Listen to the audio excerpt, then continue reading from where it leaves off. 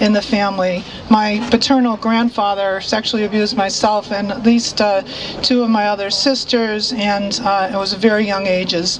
So we had these injuries, these wounds in our life, and feminism, and and as I approached my teens, I would, pro-choice. I was confused about it.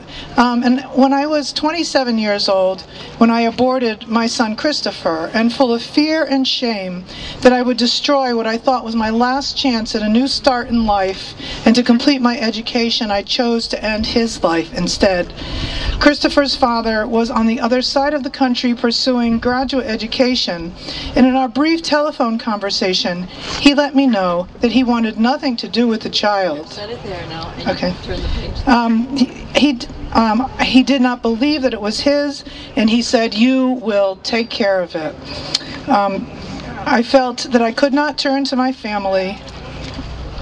I had already made enough of a mess of my life through the years of promiscuous behavior and self-destructive behavior, impelled by those interior wounds from childhood sexual abuse. I went to the college infirmary, and I do not recall if counseling was given or adoption was mentioned. Referral was quickly arranged to an abortion clinic. With no one to turn to, I looked for support to a man who I had started to date. He was terrified that the child might be his, and I knew that it was not. He was miserable, but determined to make sure that the pregnancy was ended. He drove me to the clinic and dropped me off. We were both silent and wretched. I sat alone, and I remember the little life within me crying out to live. That cry rose to my heart and magnified every fearful, shameful thought, self-hatred, and confusion. Christopher's cries for life would remain in my memory from that day on.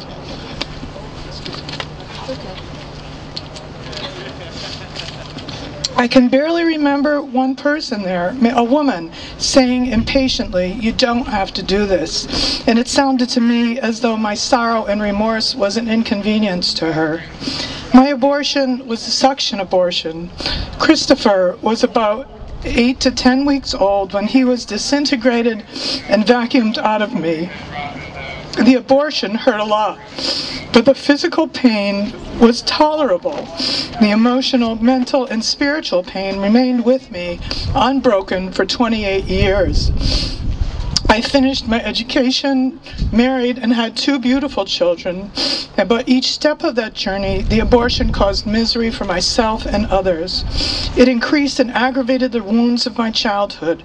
I sought a way out in pleasure-seeking, partying, and distractions, and commercialism. Relationships with men were unhealthy, and 2 divorces followed. My children suffered from my struggles and instability, and had a great deal of time dealing with the abortion, feeling that it somehow had separated me from them, and very possibly it did. My family relationships were affected. I self-sabotaged in my career. And then in total collapse following the death of my children's father, I began to turn to God. A friend gave me a rosary and suggested that prayer might help. I began to pray the rosary, and over time I returned to my Catholic faith. I received the blessings of forgiveness.